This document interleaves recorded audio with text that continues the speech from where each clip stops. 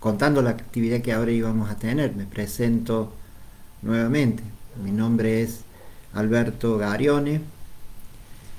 Yo soy parte de un equipo de la Casa Pueblo de Güemes que en esta actividad coordinamos con la ULA, con la Universidad Libre del Ambiente, a quienes agradecemos profundamente el hacer espacio a estas temáticas. Y claro que desde su preocupación fundamental, que es la del ambiente, que también es la nuestra, ¿no? Pero cruzada con las temáticas de interculturalidad, entre otras, ¿no? Bueno, lo primero que me gustaría hacer es contar qué vamos a hacer de aquí a varios jueves, en principio así sería, eh, lo que hemos dado a llamar como un ciclo que encuentra estas temáticas, el río y el pueblo Kamichingón. Hoy nos vamos a centrar un poco en la mirada histórica para tratar de entender algunos procesos que están en marcha hoy, que irrumpen por todos lados, un pueblo que se hace presente y que se reencuentra con el río. Pero vamos a hacer la mirada histórica. En los próximos encuentros estarán Débora Ferreira, que nos va a hablar más profundamente, ¿no?, de su mirada de antropóloga y también de mujer originaria acerca de la cosmovisión Kamichingón en torno al río Suquía. Luego va a compartir con nosotros un comunero del pueblo de La Toma, del pueblo Kamichingón, del pueblo Nación Kamichingón, del pueblo de La Toma, Hugo Acevedo, representante de su comunidad en diversos espacios, ¿no? Él nos va a contar su historia personal de vínculo con el río y de su proceso de reencuentro con su identidad, ¿no?, con el autorreconocimiento como un proceso que también lo reencuentra con la historia del río. Después, uno de sus hijos, Sergio Ferrer, docente, también comunero del pueblo de La Toma, nos va a abrir, nos va a contar la experiencia de recuperar ese vínculo con el río desde las ceremonias que hoy el pueblo de La Toma va desarrollando y otras estrategias comunitarias.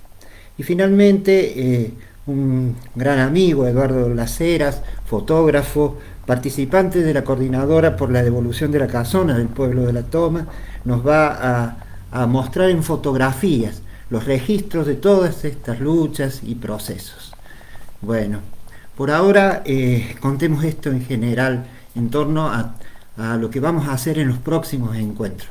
Desde ya agradecemos el aporte de estas hermanas y hermanos nuestros, desde los cuales nosotros también hablamos, no ponemos palabras propias, contamos las palabras de ellas y de ellos. Y por eso me parecía que podíamos comenzar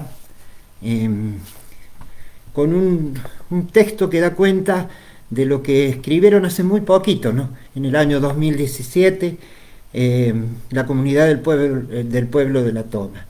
En una proclama que acompañaba el reclamo por la casona de Barrio Alberdi. Ya vamos a contar específicamente acerca de esa casona. Ellos decían: en el siglo XIX resistimos a las políticas de tierras y desarticulación de comunidades indígenas. Enfrentamos la privatización de nuestro territorio comunal mediante cartas, dialogando y luego resistiendo.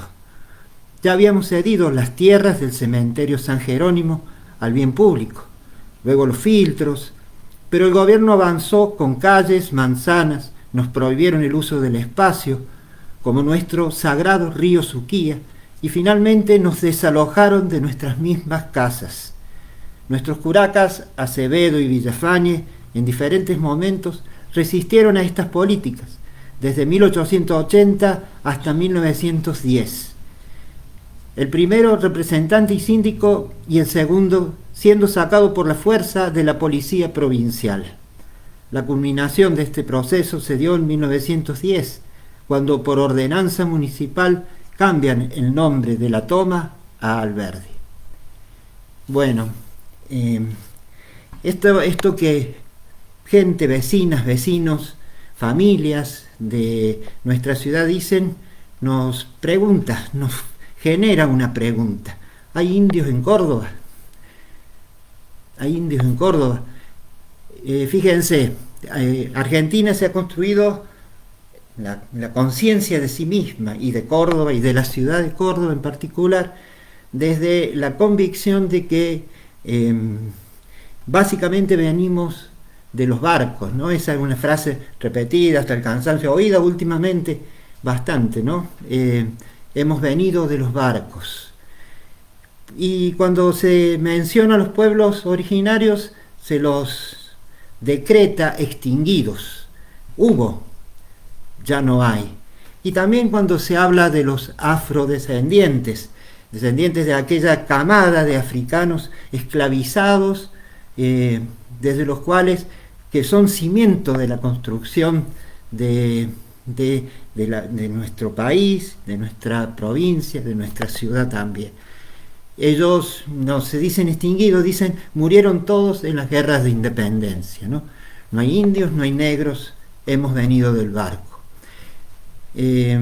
Resulta que un grupo de hermanas y hermanos irrumpió y nos mostró otra cosa. Fíjense que esto que es un sentir colectivo de mucha gente y de gente que de a poco va encontrándose también para compartir este sentir común, ha sido investigado desde otra mirada, ¿no? De la mirada genética, para tratar de encontrar, a ver, la validez de esta afirmación. Argentina es blanca, Córdoba es blanca, la ciudad de Córdoba es blanca. Fíjense que en el sentido colonial de esa expresión, ¿no es cierto? Blanca. Fíjense que los científicos de la Universidad de Córdoba, un grupo de investigación, intentó mostrar quiénes somos los cordobeses desde un aspecto, ¿no? Desde un aspecto. ¿Cuál aspecto? El linaje materno, del cual da cuenta nuestra carga genética. Y los números que arrojó ese estudio sorprenden y generan una fuerte pregunta, un fuerte cuestionamiento a esa afirmación de la Córdoba blanca, de la Argentina blanca. Fíjense, yo no sé si se va a poder ver bien, pero me parecía que era importante verlo gráficamente, ¿no? ¿Qué dijo ese estudio? En Córdoba, en la provincia de Córdoba, estamos hablando de toda la provincia, números que se reproducen casi totalmente en la misma ciudad de Córdoba. El 76% por línea materna es indoamericano, o sea, tiene un linaje indoamericano. El 16% de origen europeo y el 8% africano. Números que ponen en cuestión, ¿no? Pero el más sorprendente de todos los números es el que queda en evidencia cuando se busca la antigüedad de ese linaje. Y se ha detectado que entre un 10 y un 15% de la población actual de Córdoba pertenece a un subtipo de linaje autóctono, que tiene una antigüedad por lo menos, o sea, comprobada, de 4.500 años. Esto es sorprendente. Podríamos traducir esto en números de habitantes. ¿Cuántos habitantes tiene Córdoba, no? Veo que algunos van diciendo que están y diciendo y opinando y participando. A ver si nos ayudamos con los números, ¿no? Córdoba tiene, según el último censo, algo así como 3.500.000 habitantes. Hablar del 76% de ese total es hablar de mucha gente. Hablar del 8% también es hablar de mucha gente. Hablar del 15, el 10%, es tremenda la cantidad de gente que su ancestralidad está pisando, caminando estas tierras hace más de 4.500 años. Eso es tremendo. Tremendo para esa imagen que nos hemos construido de nosotros mismos, ¿no? Por eso, ahora la intención es cruzar estas dos cosas. este grupo que dijo, acá estamos, somos indios y nos hicieron esto, con estos datos. Y la única forma de cruzarlo, en realidad, es la más importante de todas, es recuperar los relatos, recuperar la historia. Relatos que están muchas veces escritos, pero que también es tradición oral, que también es memoria de familias que han ocultado y que finalmente empiezan a contarnos. Lo primero que queremos hacer, digamos, un primer momento en esta línea de tiempo que vamos a hacer, nos vamos a centrar en el tiempo previo, ¿no?, a la fundación de Córdoba, la llegada del invasor. Lo primero que tendríamos que pensar es la posibilidad de nombrar de alguna manera toda esta territorialidad. Hay estudiosos, pero también el mismo pueblo, las comunidades del pueblo comechingón, algunos de sus miembros, algunas de sus miembros, les gusta denominar a toda la territorialidad en la cual encuentran su ancestralidad como la Comechingonia. Podríamos tomarlo, ¿no?, prestado ese nombre, sabiendo de que también es una construcción posterior a aquella misma experiencia previa a la fundación. El nombre, digo, ¿no? Pero que refleja, que pone el acento en parte de una historia no contada. Entonces, de alguna forma, bueno, sobre un mapa actual, quería yo graficar no hay posibilidades de que de esa época haya un mapa, una foto, menos una foto, que grafique la territorialidad. Pero sí, con los relatos podemos reconstruir más o menos esto, sin la precisión que localice exactamente las comunidades, pero estamos hablando de que la Comechingona recorre toda esta región, para que nos ubiquemos, ¿no? Por acá la laguna de Ancenusa, por acá la actual ciudad de Córdoba, vamos hacia acá, por allí tenemos el actual dique San Roque, más abajo los Molinos. Cada puntito rojo intenta reflejar algún grupo, algún agrupamiento humano, ¿no? Cuentan los relatos de la época, de los primeros españoles también en llegar a la zona, que eran pequeños asentamientos bastante estables, muy estables, entre los cuales había aproximadamente entre 4 o 5 casas hasta 40 casas, de familias muy numerosas. Eran casas muy grandes, edificios muy grandes, semienterrados, muy fuertes. Tanto es así que estas casas van a ser tomadas, por ejemplo, por los invasores para la vivienda de los primeros colonizadores, ¿no? Se habla de 600 pueblos en aquella época, unos 600 pueblos que no es muy difícil calcular la cantidad de la población, pero algunos relatos dicen que entre el San Roque y río abajo, ¿no?, río abajo hasta por acá, había unas 30.000 personas, mucha gente. Los relatos de la conquista, los primeros, y los del Estado-Nación argentino también tendieron a visibilizar todos estos territorios como un desierto. No, estaban poblados, y muy poblados. 30.000 personas probablemente en esa pequeña parte de la Comechingonia, ¿no? Y se distribuía por todos los valles de la sierra. El pueblo comechingón podríamos definirlo como la gente de la sierra. Se autonombran a veces como la gente de la sierra. Camiare, gente de la sierra. Y como gente de la sierra, gente muy vinculada a los ríos, que iban trayendo en cada valle hacia los ríos que bajaban de la montaña, y que en cuanto al Suquía, de alguna manera el Suquía concentra en la simbología, ¿no?, en esta manera de ver el territorio, como las aguas de todas las sierras que se meten en un valle. Y entonces podíamos visibilizar de esa forma a toda esta región como el Valle del Suquía.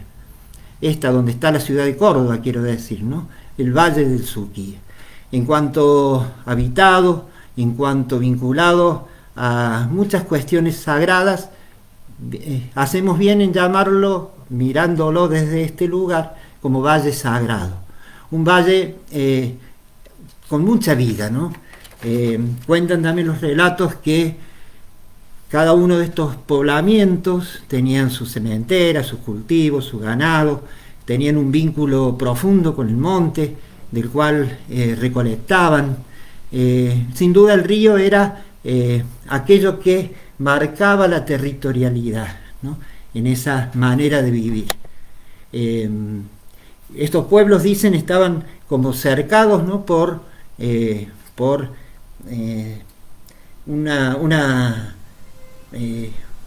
un cerco alrededor de plantas con espinas, ¿no? De alguna manera esa territorialidad chiquita, marcada, se vinculaba con el resto.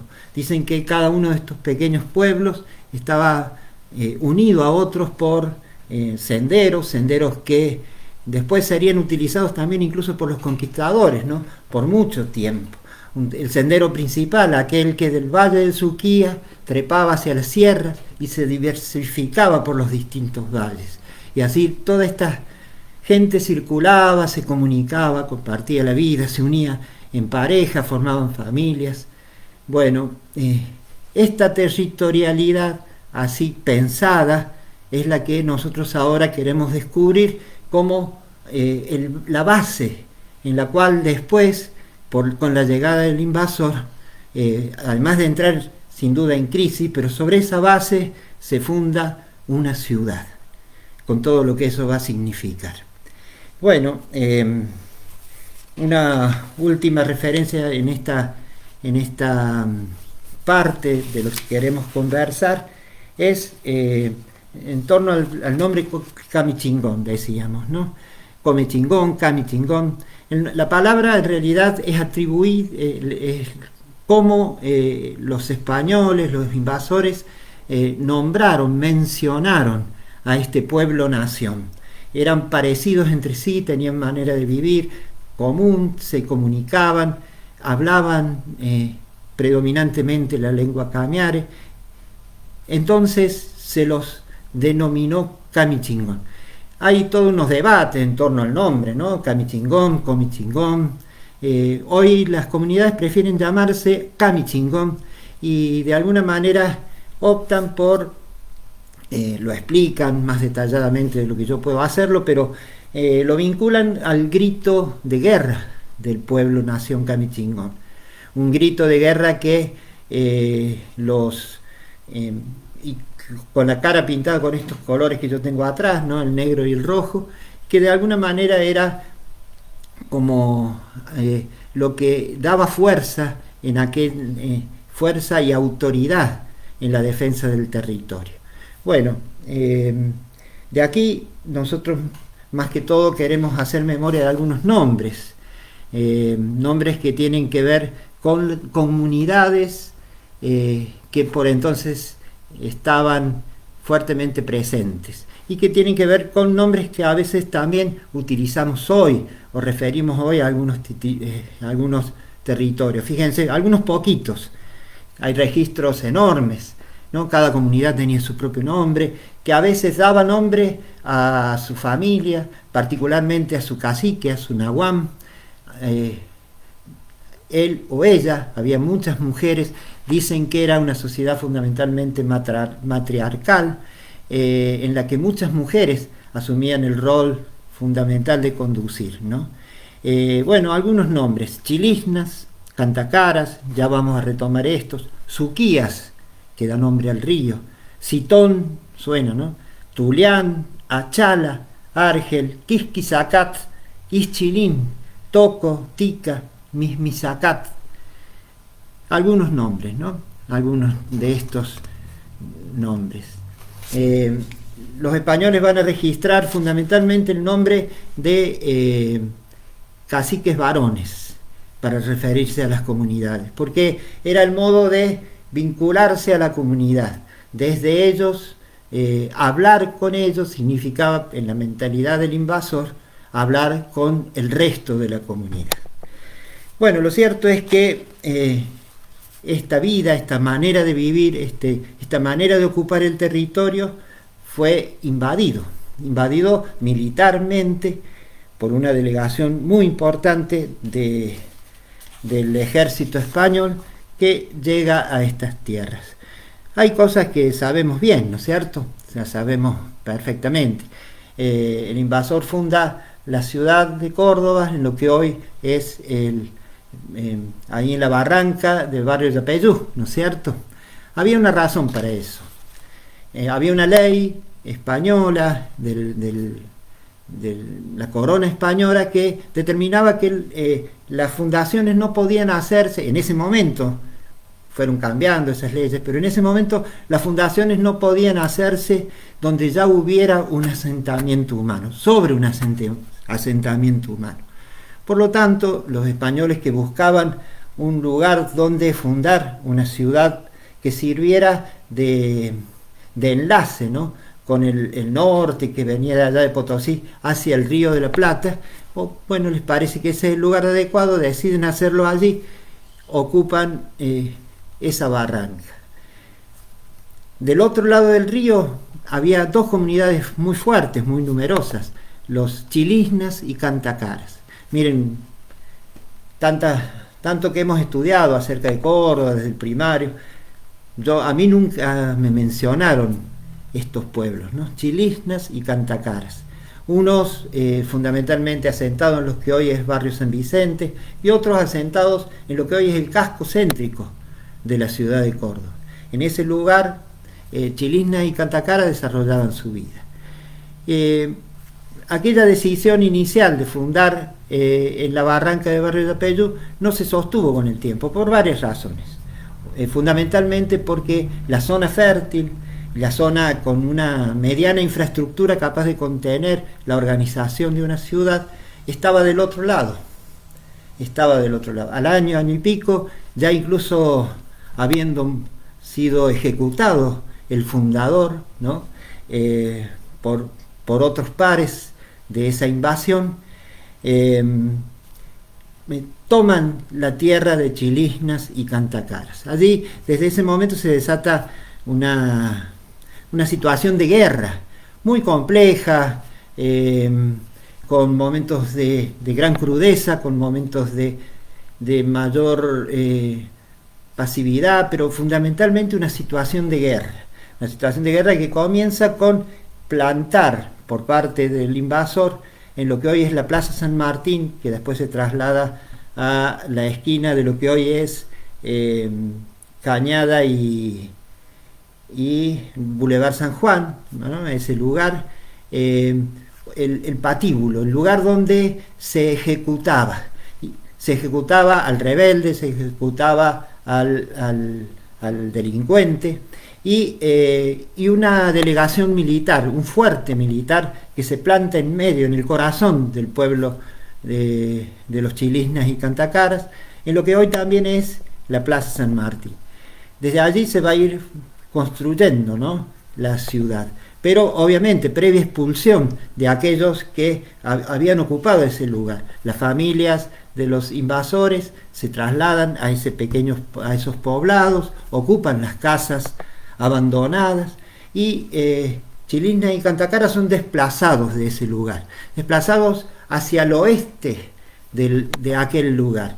En realidad, el límite natural que venía a determinar hasta dónde debían irse, hasta dónde debían ser expulsados, era el arroyo La Cañada, que hay que despegarlo, así como estábamos tratando de ver el Suquía en su ancestralidad propia. La ancestralidad del arroyo La Cañada es sin la gran estructura que hoy la encausa, ¿no es cierto? Un arroyo. En ese arroyo encuentra el límite la ciudad. De un lado el territorio del invasor, del otro el territorio del indio. Bueno, muchas familias se instalan en esos lugares, son de hecho, mediante el sistema, ¿no es cierto?, de encomienda, son encomendados la mayoría de estas familias a autoridades, a gente importante de aquel grupo invasor. Ellos organizan a aquella población con el sistema de encomienda, sometiéndolos obviamente, pero arrinconándolos en aquel sector, ¿no?, de la Cañada hacia el oeste. Muchas familias, como digo, huyen hacia las sierras. Es como un primer momento de desarticulación de aquellas comunidades. Pierden su asentamiento original y son trasladados, pero muchas familias además huyen. En esta situación, allí, ¿no?, separados por el arroyo hacia digamos así, al sur del río Suquía, ¿no?, al oeste y al este de la Cañada, empiezan a mostrarse, a construirse estas dos caras de lo que después va a ser Córdoba, ¿no? Por un lado, la ciudad, fundada sobre los cimientos de la sangre derramada y la tierra ocupada, y por el otro, el pueblo, un asentamiento, un nuevo lugar de arraigo de estas familias, que va a denominarse pronto, y ya vamos a explicar por qué, el pueblo de la Toma, ¿no? Una tierra de indios de un lado y una tierra de invasores por el otro, pero claro que con una relación de dependencia, ¿no? Las guerras no terminan rápidamente, por muchos años, levantamientos de distintos agrupaciones, de distintos caciques. Por esos tiempos sucede, por ejemplo, la matanza de Ongamira, ¿no?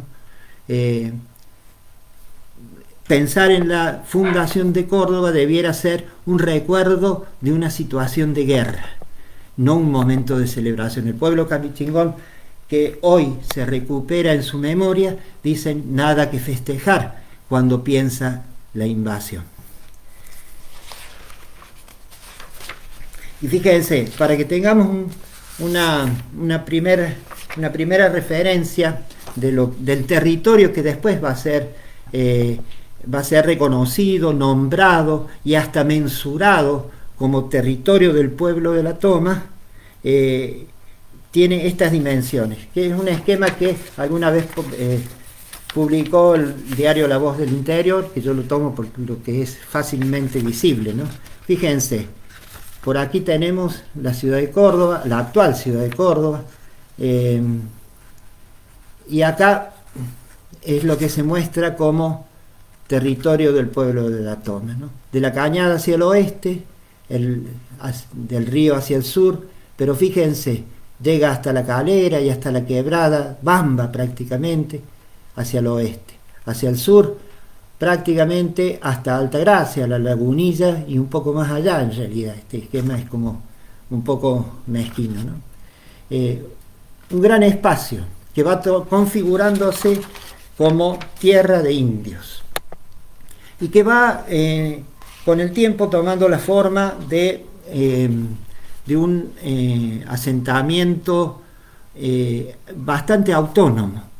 Pasa por distintas situaciones jurídicas a lo largo del tiempo, no nos vamos a detener todo eso, sobre todo en el tiempo de la colonia va desarrollándose en distintas dinámicas, siempre obviamente signados por toda la fuerza de la colonización que esclavizó, que prohibió las lenguas, que prohibió la religión ancestral, que fue influyendo hasta en las estructuras familiares, desde, ¿no?, imponiendo el patriarcado occidental, por ejemplo, entre otras dimensiones, los cambios de nombre de las personas, ¿no?, dejando en el olvido y prohibiendo el nombre ancestral para llevar un nombre español, por ejemplo, ¿no? Por eso, cuando hoy intentamos reconocer la mayoría de los indios que viven en Córdoba, y los vamos a encontrar con nombres no indígenas, no originarios. Algunos tienen el apellido ancestral, ¿no? Los Tulián, por ejemplo, un raro privilegio, ¿no? Fíjense, hace no mucho tiempo, un geógrafo, un gran compañero, que estaba profundizando, haciendo su doctorado, quiso compartir con la comunidad del pueblo de la Toma la construcción de un mapeo diferente, ¿no? De hacer memoria desde también lo gráfico. Y ellos construyeron un interesante mapa que de alguna manera refleja estas distintas, este enfoque diferente, ¿no? Ese puntito verde que tenemos de este lado vendría a ser la cuadrícula original de la ciudad de Córdoba, ahí chiquitita, al lado el enorme territorio del pueblo de la Toma, con un pequeño asentamiento que fue llamándose el pueblito de la Toma aquí arriba, y que tenía un uso del territorio bien diferenciado, ¿no? Bien desde su propia cosmovisión, construido desde su propia cosmovisión. Un núcleo donde parte importante de la población estaba reunida allí cerquita, pegada al río justamente. Vamos a volver sobre eso porque allí hace poco, no hace mucho tiempo, se ha confirmado de que en realidad toda esa zona, a lo que hoy se ha llamado el Antigal, era también un cementerio, era un lugar sagrado, un lugar donde el encuentro con los ancestros tenía que ver también, ¿no? De pensar y depositar los restos de aquellos que habían dejado ya esta vida, ¿no? Y bueno, venían los pastos comunes, el monte como lugar de recolección, y se fue consolidando también desde una cosmovisión específica, sobreviviendo esa cosmovisión a pesar de la presencia del invasor y a pesar de las fuertes estrategias de la colonia. Se fue consolidando, una manera de reinterpretar y traer hasta ahí, hasta ese momento, toda la cosmovisión ancestral. Por eso, parte de esos procesos, y esto ya nos queremos ubicar en otro momento, ¿no? Hacia la mitad del tiempo de la colonia, y ya como encaminándonos hacia los tiempos de la Revolución de Mayo, ¿no? En los tiempos revolucionarios, lo que encontramos es que el pueblo de la Toma va ganando en autonomía,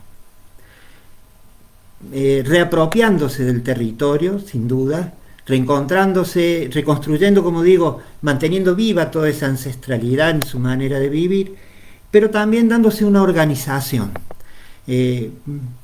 Ante la constante intento, ¿no? de la gente, de las élites, de la élite colonial fundamentalmente, de avanzar sobre el territorio de la Toma, la organización tendió a consolidar el territorio. ¿De qué manera? Por un lado, dándose una organización a sí misma. Existían por entonces las asambleas indígenas, los consejos y el cabildo indígena. Fíjense, cada familia tenía su nahuam, que los colonizadores empezaron a llamar curacas, ¿no? Trayendo hasta acá otras experiencias colonizadoras en otros puntos de América del Sur, ¿no? Le empiezan a llamar curacas a esos jefes de familia, jefas de familia. Obviamente no reconoce a las mujeres la colonia, pero sí a los varones, y les da el título de curacas. Las familias se organizan, algunos curacas tienen un papel muy destacado en esta construcción de una organización determinada, y terminan eligiendo, ¿no? Por voto popular, voto de todos los nahuán, más la comunidad también confirmado por las comunidades, terminan eligiendo un curaca mayor, un curaca general, uno que representara hacia afuera los intereses de la comunidad y que empieza a ser parte del cabildo como representante del pueblo de la Toma.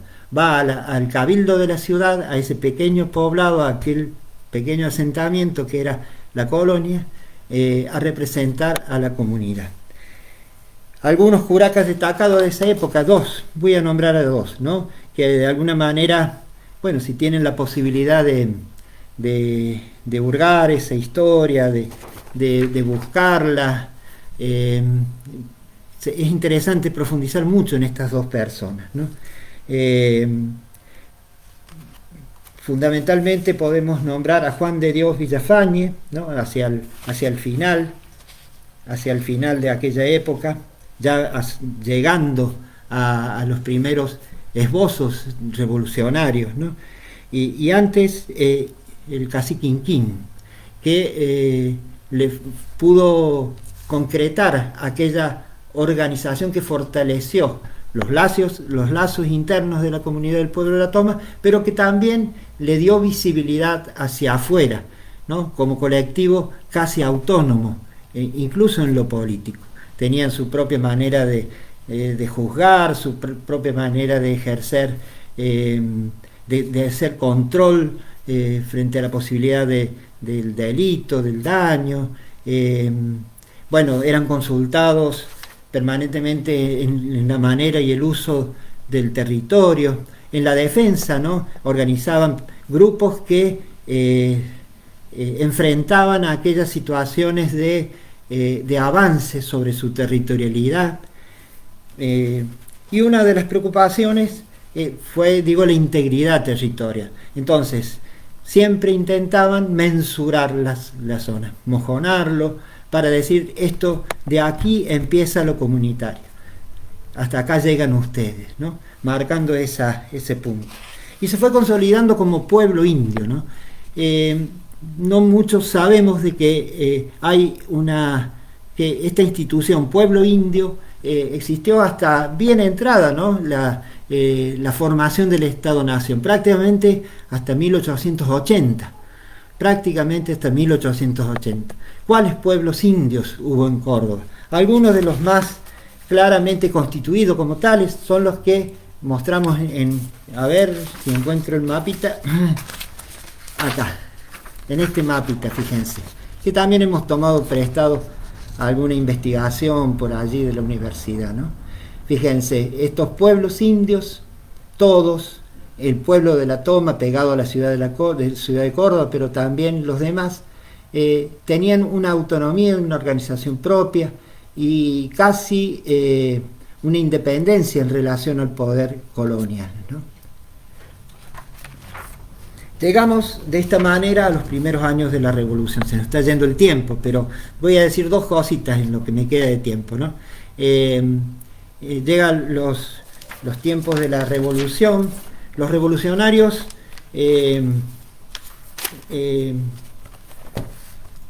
algunos asumen, lo sabemos esto por la historia, una posición fuertemente indigenista, otros en cambio muy vinculados a las concepciones coloniales, y otros modernizadora, entre comillas. Ya vamos a retomar esta idea, ¿no?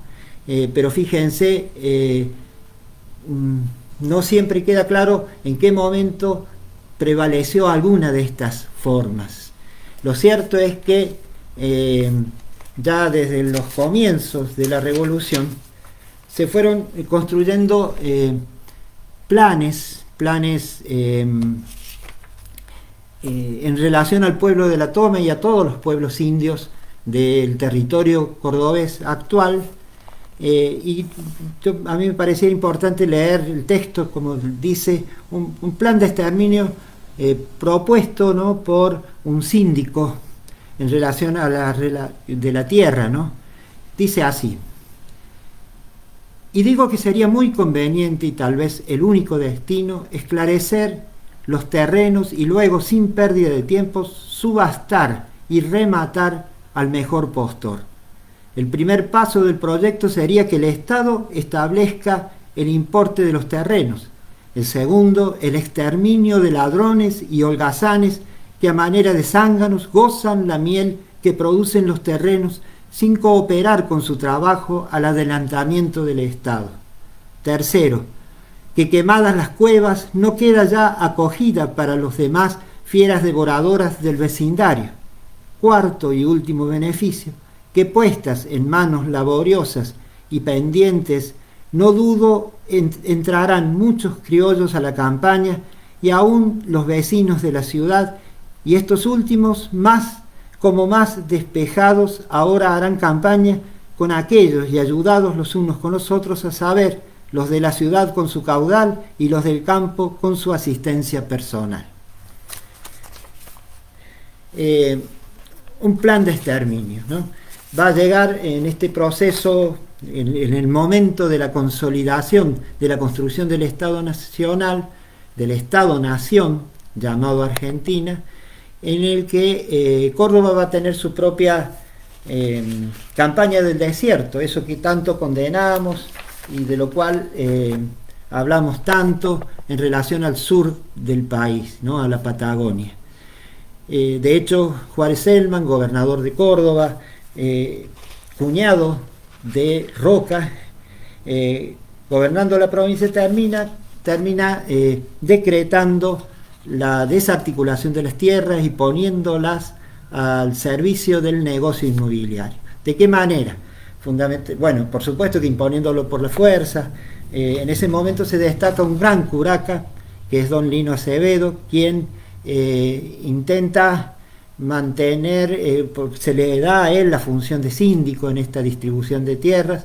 En realidad intenta de que ningún comunero al menos quede sin su tierra, o que el resarcimiento que se hiciera por la expropiación a ese comunero fuera bien pagado. En realidad no lo logra en lo suficiente, pero esa fue su gran lucha, ¿no? Muchas familias en aquel momento huyen también, como en la otra primera gran invasión, huyen hacia las sierras, hacia otros asentamientos, hacia otros pueblos indios, pero muchos quedan allí y bueno, son despojados. Y al ser despojados de la tierra, son despojados también de su vínculo identitario con la tierra, ¿no? El pueblo camechingón, los pueblos originarios en general, son parte de la tierra, no son poseedores de la tierra. No da lo mismo vivir acá que allá. Son parte de la tierra y la tierra le da identidad. La tierra, el río, el árbol, la convivencia, las ceremonias, el ciclo anual, la primavera, el verano, la cosecha, el trabajo, te hace parte de la tierra y te da identidad desde su mirada. ¿Qué se hizo en esta desarticulación de la comunidad? La tierra, de ser madre, de ser dadora de identidad y vínculo de las familias entre sí, pasó a ser una mercancía que se partió hasta el extremo y que se remató. Bueno, se desata dicen los historiadores, ¿no?, una orgía inmobiliaria. A través de distintas maniobras y compraventas sucesivas, la mayoría de la tierra queda en pocas manos, ¿no? Esto explica también una manera de estructurarse la sociedad cordobesa. Explica que algunos han tenido mucho y otros nada, porque fueron despojados los unos y porque fueron apropiadores los otros, ¿no? La misma comunidad, ¿no?, en aquel intento de graficar su historia del pueblo de la Toma, hizo este gráfico, ¿no? Fíjense que se hizo la cuadrícula del barrio, del pequeño barrio, el pueblito de la Toma se llamaba por entonces. Allí fueron a vivir la mayoría, pero en esa situación, en esa condición, perdieron todo lo demás, ¿no? Perdieron su manera de vivir. Así fue construyéndose la ciudad y avanzando hacia el oeste. Y no solo eso, digamos, porque en realidad el avance sobre el territorio tuvo que ver también con el ferrocarril, las canteras. La ciudad necesitaba crecer, necesitaba materiales de construcción, la explotación de las canteras yendo hacia las sierras. Para eso era el ferrocarril, para traer los materiales de construcción. Bueno, todo eso fue haciendo del territorio de la toma un territorio ajeno, ajeno al pueblo mismo de la toma, que encontraba identidad en él.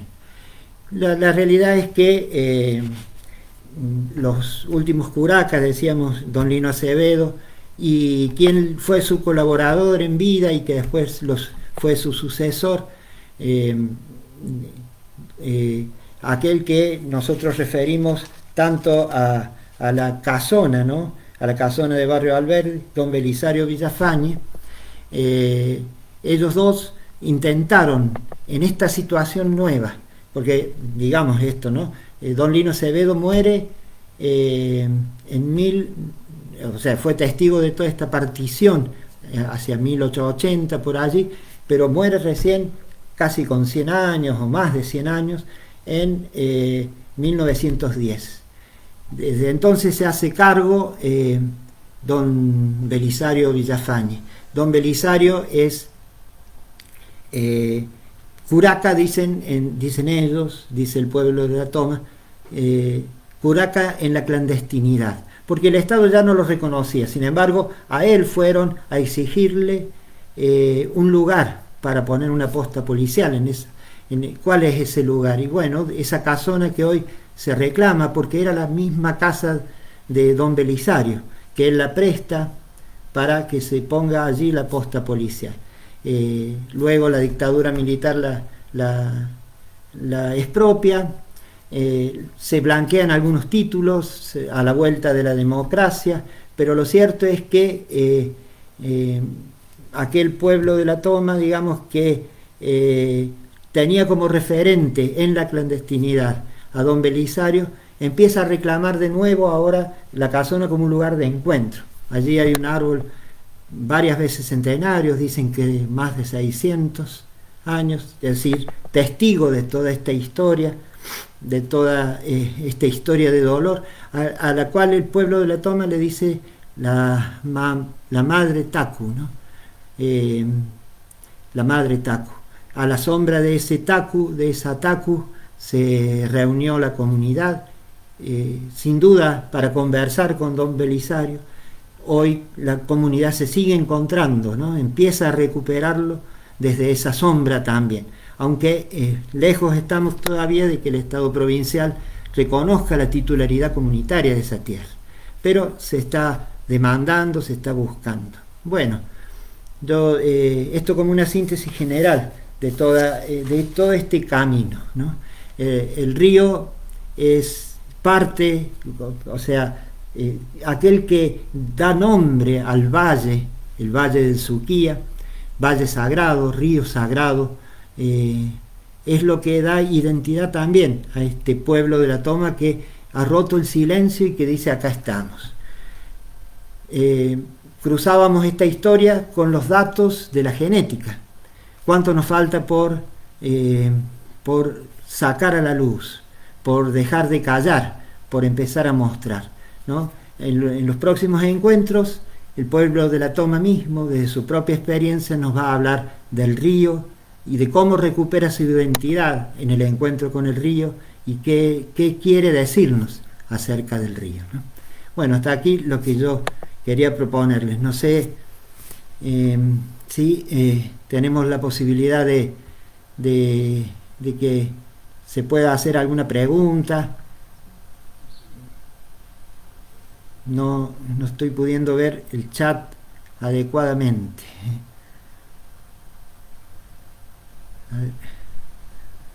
A ver si puedo así. Ahí está. A ver. La palabra Suquía, ¿qué origen tiene? Suquía ese era el nombre de algunas de las comunidades, ¿no? No soy lingüista, y menos de una lengua que todavía está escondida. Dicen que se ha perdido algunos, dicen otros que está escondida y que de a poco va saliendo la luz. Pero sí consta que el nombre Suquía era el nombre de algunas de las comunidades que vivían justamente en el margen del río, hacia el sur de lo que hoy es la ciudad, hacia el este de lo que hoy es la ciudad de Córdoba, ¿no? como quien se acerca a la laguna de Encenusa por allá. Suquía era el nombre de la comunidad, también de algunos de los curacas, ¿no?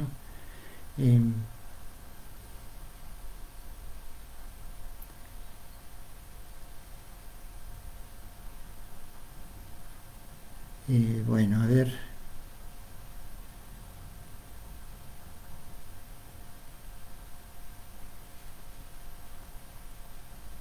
Mm.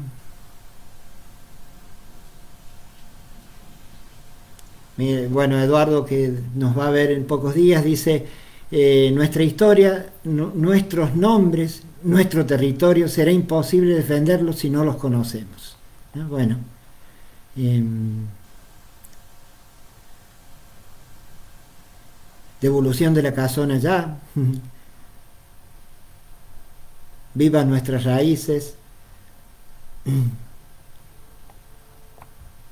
A ver, a ver. ¿Están presentes las comunidades para comunicarse con ellas en algún momento? Hay modos de hacerlo. Las comunidades tienen referentes cada vez más fuertes, cada vez más definidos. Dentro de lo que la ley permite se intentan visibilizar y a través de las mismas herramientas de la que la ley occidental les ofrece. Tienen su personería jurídica, tienen sus autoridades comunitarias, tienen sus autoridades espirituales, referentes de distintas comunidades en toda la provincia de Córdoba, no solo en la Comechingonia, en lo que hoy llamábamos la Comechingonia, ¿no? Sino también las comunidades ranqueles, por ejemplo. Bueno.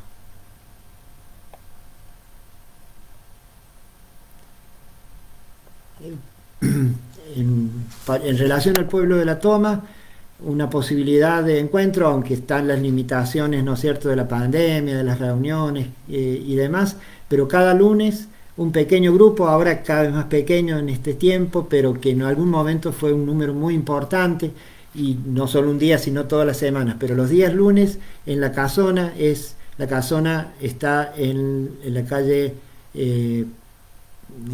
ayúdenme, Pinelo, allí en Barrio Alberdi, Pinelo 32, ¿no? Yo tenía un mapita, no sé si lo tenemos a mano. Bueno, no lo tengo, pero es allí donde está la casona. Bueno, algunos miembros de la comunidad, particularmente quien ha tomado lo ha hecho la causa fundamental de su vida, ¿no? El Hugo Acevedo, este hermano querido, él cada lunes abre la casona, hace una ceremonia, conduce una ceremonia, digamos, no la hace él, la hacemos entre todos, agradeciendo, suplicando a la tierra, a la abuela Tacu, y bueno, a los ancestros fundamentalmente, y bueno, y expresando el anhelo de que ese lugar, ese sitio, sea alguna vez un sitio de encuentro donde haya transmisión de la cosmovisión Comichingón, donde muchos puedan rehacer su historia familiar en el diálogo con sus hermanos, y sobre todo desde el cual se puedan sostener comunitariamente todas las luchas de los pueblos originarios en este territorio nuestro, ¿no? Bueno, León Pinelo, ahí está, León Pinelo 32. Bien, gracias, Debo.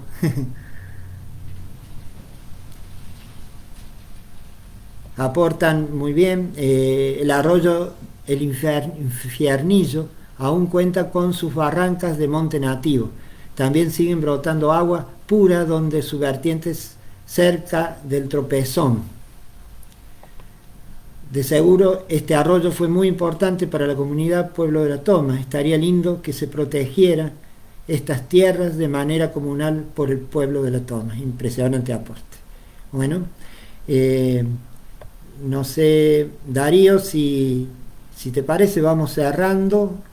Agradecer a todos los que han participado y nos encontramos entonces en el próximo encuentro, el próximo jueves, a quien le vamos a dar la palabra a Debo, ¿no?, que recién nos tiraba la dirección. de la casona, para que desde su ser mujer originaria en el territorio del pueblo de la Toma, pero también desde su saber antropológico, nos permita profundizar en la cosmovisión y en el vínculo en el marco de esa cosmovisión entre el río y la comunidad del pueblo de la Toma, pueblo nación Comechingo. Muchas gracias.